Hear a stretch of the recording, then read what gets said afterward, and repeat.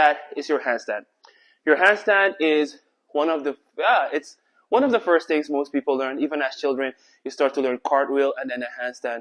A handstand is a really good base. It's the very first base of most power moves or people that do power move.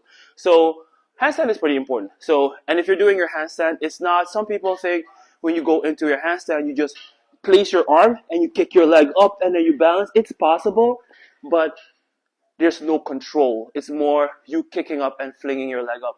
When you're doing a handstand, you're actually using your hands. I know it's simple. Yeah, we go on our hands, but it's actually you're using everything. You're using your fingertips, the front of the hand, and actually the base.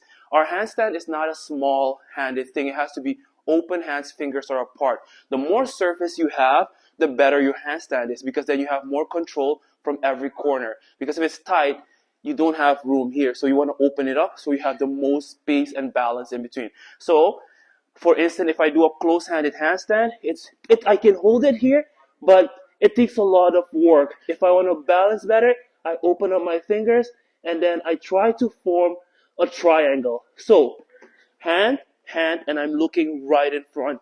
I look in a triangle space. I do not look here or there. A lot of people look this way, which is okay, but it's very easy for you to fall over. So if you have a triangle, you look in front of the fingers or where the fingers are, it's much easier for you to balance because then you can see if you're falling forward or backwards.